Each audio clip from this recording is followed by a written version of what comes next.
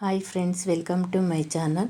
ನಾವು weight loss ಮಾಡ್ಕೋಬೇಕು, ನಮ್ಮ ಹೆಲ್ತ್ ಚೆನ್ನಾಗಿರಬೇಕು ಅಂತ ಎಲ್ಲ ಧಾನ್ಯಗಳು ಹಾಕಿ ಒಂದು ಪೌಡರ್ ಮಾಡ್ತಾಯಿದ್ದೀನಿ. ಇದರಿಂದ ತುಂಬಾ ಹೆಲ್ತ್ ಕಾಪಾಡ್ಕೋಬೋದು. ನಾನು 6 ತಿಂಗಳಿಂದ ಫಾಲೋ ಮಾಡ್ತಾಯಿದ್ದೀನಿ. ನನಗೆ ತುಂಬ ಚೆನ್ನಾಗಿ ರಿಸಲ್ಟ್ ಕೊಟ್ಟಿದೆ. ಬೆಳಗ್ಗೆ ರೈಸ್ ತಿನ್ನೋದ್ರಿಂದ ನಮ್ಮ ಆರೋಗ್ಯನೇ ಕೆಡುತ್ತೆ. ಬೆಳಗ್ಗೆ ಟೈಮು ಈ ಪೌಡರ್ನಿಂದ ಗಂಜಿ ಮಾಡಿ ಕುಡಿತಾ ಬನ್ನಿ. ನಮ್ಮ ಹತ್ರ ಯಾವ ಕಾಯಿಲೆನೂ ಬರೋಲ್ಲ, ಅಷ್ಟು ಆರೋಗ್ಯವಾಗಿರ್ತೀವಿ. ಅಂಗಡಿಯಿಂದನೂ ಈ ಪೌಡ್ರ್ ತಂದು ಯೂಸ್ ಮಾಡಿದ್ದೀನಿ.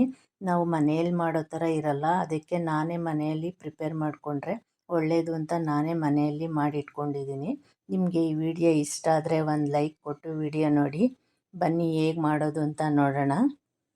ನಾನು 6 ಥರ ಸಿರಿಧಾನ್ಯ ತೊಗೊಂಡಿದ್ದೀನಿ. ಫಸ್ಟಿಗೆ ನಾನು ನವಣೆ ಹಾಕ್ಕೊಂಡು ಹುರ್ಕೊಳ್ತಿದ್ದೀನಿ. ಮೀಡಿಯಮ್ ಉರಿನಲ್ಲೇ ಹುರಿಬೇಕು. ಇದು ಹುರಿದಿದ್ದಾಗಿದೆ. ಇದನ್ನು ಒಂದು ಪಾತ್ರೆಗೆ ಹಾಕ್ಕೊಳ್ತೀನಿ. ಈಗ ಸಜ್ಜೆ ಹಾಕ್ಕೊಂಡು ಹುರ್ಕೊಳ್ತೀನಿ. ಇದು ಅಷ್ಟೇ ಮೀಡಿಯಮ್ ಉರಿನಲ್ಲೇ ಹುರಿಬೇಕು.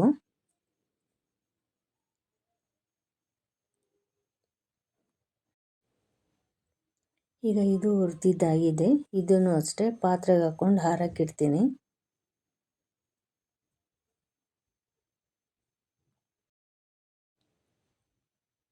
ಈಗ ನಾನು ಸಾಮೆ ಹಾಕ್ಕೊಂಡು ಹುರ್ಕೊಳ್ತೀನಿ.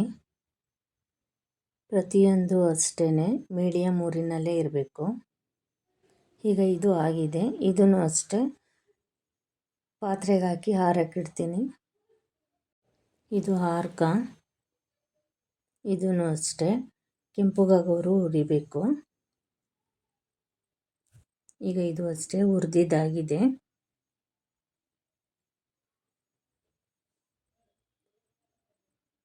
ಇದು ಕೊರಲು ಅಂತ.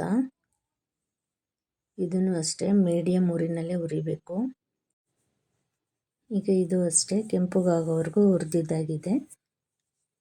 ಇದನ್ನು ಒಂದು ಪಾತ್ರೆಗೆ ಹಾಕ್ಕೊಳ್ಳೋಣ. ನಾನಿವಾಗ ಕಡಲೆಕಾಳು ಹಾಕ್ಕೊಂಡು ಹುರಿತಾ ಇದ್ದೀನಿ. ಇದು ಲೋ ಫ್ಲೇಮಲ್ಲೇ ಇರಬೇಕು, ಕೆಂಪುಗಾಗೋವರೆಗೂ ಹುರಿಬೇಕಿದು. ಈಗ ಹುರಿದಿದ್ದಾಗಿದೆ. ಇದನ್ನು ಅಷ್ಟೇ ಪಾತ್ರೆಗೆ ಹಾಕ್ಕೊಳ್ತೀನಿ. ಇದು ಅಲಸಂದೆ. ಇದನ್ನು ಅಷ್ಟೇ ಲೋ ಫ್ಲೇಮಲ್ಲೇ ಇಟ್ಕೊಂಡು ಹುರಿಬೇಕು.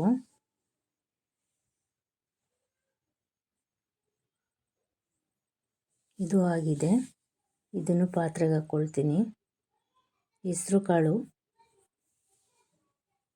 ಪ್ರತಿಯೊಂದು ಅಷ್ಟೇ ಲೋ ಫ್ಲೇಮಲ್ಲೇ ಇಟ್ಕೊಂಡು ಹುರಿಬೇಕು. ಈಗ ನೋಡಿ, ಹೆಸರು ಕಾಳು ಆಗಿದೆ.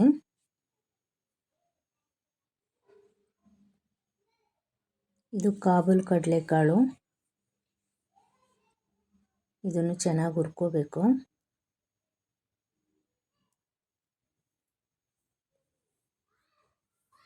ಈಗ ಇದು ಹುರಿದಿದ್ದಾಗಿದೆ.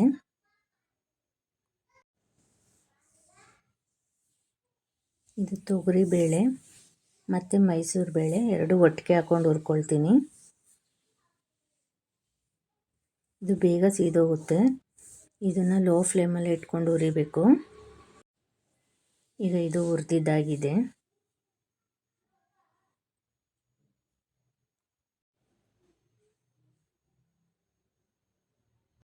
ಇದು ಬಾರ್ಲಿ ಅಕ್ಕಿ. ಇದನ್ನು ಅಷ್ಟೇ ಕೆಂಪುಗಾಗೋವರೆಗೂ ಹುರ್ಕೋಬೇಕು.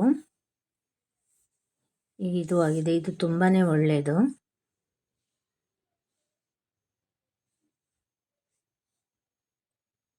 ಇದು ಕುಸುಬ್ಲಕ್ಕಿ. ಇದನ್ನು ಅಷ್ಟೇ 1 ನಿಮಿಷ ಹುರ್ಕೊಂಡ್ರೆ ಸಾಕು. ಈಗ ಇದು ಹುರಿದಿದ್ದಾಗಿದೆ. ನಾನು ಎಲ್ಲ ಧಾನ್ಯಗಳನ್ನೂ ಒಂದು ಜಾಮೂನ್ ಬಟ್ಲಷ್ಟು ತೊಗೊಂಡಿದ್ದೀನಿ. ನಾನು 2 ಸ್ಪೂನಷ್ಟು ಮೆಣಸು, 2 ಸ್ಪೂನಷ್ಟು ಜೀರಿಗೆ ಹಾಕ್ಕೊಳ್ತೀನಿ. ಇದನ್ನು ಅಷ್ಟೇ ಚೆನ್ನಾಗಿ ಹುರ್ಕೋಬೇಕು. ಈಗ ಇದು ಹುರಿದಿದ್ದಾಗಿದೆ.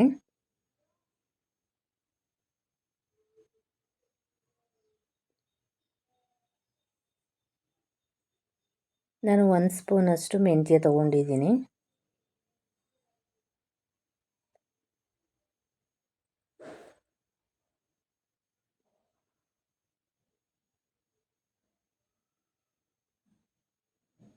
ನಾನು ಹುರುಳಿಕಾಳು ತೊಗೊಂಡಿದ್ದೀನಿ.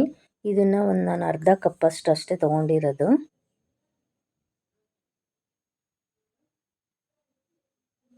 ಇದು ಅಷ್ಟೇ ಕೆಂಪು ಹುರಿಬೇಕು, ಇಲ್ಲಾಂದರೆ ಹಸಿ ಸ್ಮೆಲ್ ಬರುತ್ತೆ. ನಾನು ಉದ್ದಿನ ಬೇಳೆನೂ ಅಷ್ಟೇ ಅರ್ಧ ಕಪ್ಪಷ್ಟೇ ತೊಗೊಂಡಿರೋದು.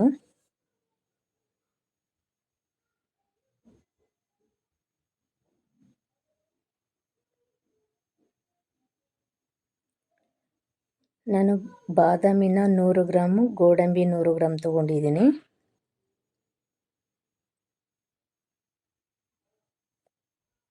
ಇದನ್ನೇನು ಜಾಸ್ತಿ ಹುರಿಯೋ ಹಂಗಿಲ್ಲ.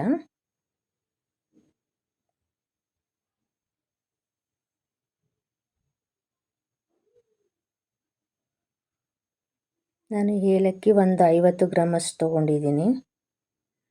ಅದನ್ನು ಹುರಿಯಲ್ಲ, ಹಾಗೆ ಹಾಕ್ಕೊಳ್ತೀನಿ. ನಾನು ರಾಗಿ 1 kg ತೊಗೊಂಡಿದ್ದೀನಿ.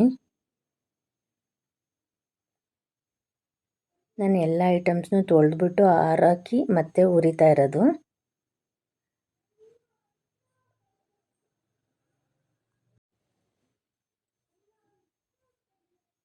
ಈಗ ರಾಗಿ ಎಲ್ಲ ಹುರಿದಿದ್ದಾಗಿದೆ. ಇದಕ್ಕೆ ಹಾಕ್ಕೊಂಡು ಮಿಕ್ಸ್ ಮಾಡ್ಕೋಬೇಕು.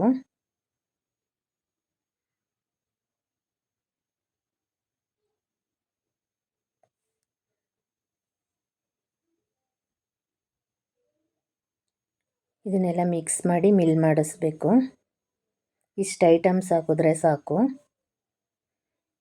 ನಾನು ಬಟಾಣಿ ಎಲ್ಲ ಹಾಕ್ಕೊಂಡಿಲ್ಲ, ಅದೊಂಥರ ಗ್ಯಾಸ್ಟ್ರಿಕ್ ಆಗುತ್ತೆ. ಈಗ ಪೌಡ್ರ್ ಮಾಡಿಸಿದ್ದೀನಿ. ಈಗ ಗಂಜಿ ಹೇಗೆ ಮಾಡೋದು ಅಂತ ನೋಡೋಣ. ನೀರಿಗೆ ಈ ಪೌಡ್ರನ್ನ 2 ಸ್ಪೂನ್ ಅಷ್ಟು ಹಾಕ್ಕೊಂಡು ಮಿಕ್ಸ್ ಮಾಡ್ಕೊಳ್ತೀನಿ. ತಣ್ಣೀರಿಗೆ ಹಾಕಿ ಮಿಕ್ಸ್ ಮಾಡ್ಕೋಬೇಕು. ಈಗ ರುಚಿಗೆ ತಕ್ಕಷ್ಟು ಉಪ್ಪು. ಈಗ ಗ್ಯಾಸ್ ಮೇಲೆ ಇಟ್ಟು ಇದನ್ನು ತಿರುಗ್ತಾ ಇರಬೇಕು. ನಾವು ಫಸ್ಟೇ ಗ್ಯಾಸ್ ಮೇಲೆ ನೀರಿಟ್ಟು ಪೌಡ್ರ್ ಹಾಕೋಬಾರ್ದು. ಈಗ ನೋಡಿ ಗಂಜಿ ರೆಡಿಯಾಗಿದೆ. ನಾನು ಡೈಲಿ ಈ ಥರನೇ ಗಂಜಿ ಮಾಡ್ಕೊಂಡು ಕುಡಿಯೋದು. ಈ ಥರ ಬೆಳಗ್ಗೆನೇ ಗಂಜಿ ಮಾಡ್ಕೊಂಡು ಕುಡಿಯೋದ್ರಿಂದ ವೆಯ್ಟ್ ಲಾಸು ಮಾಡ್ಕೋಬೋದು, ನಮ್ಮ ಆರೋಗ್ಯನೂ ಚೆನ್ನಾಗಿ ಇಟ್ಕೋಬೋದು. PCOD ಇರೋರಿಗೆ, ಥೈರಾಯ್ಡ್ ಇರೋರಿಗೆ, ಶುಗರ್ ಇರೋರಿಗೆಲ್ಲ ತುಂಬಾ ಒಳ್ಳೆಯದು.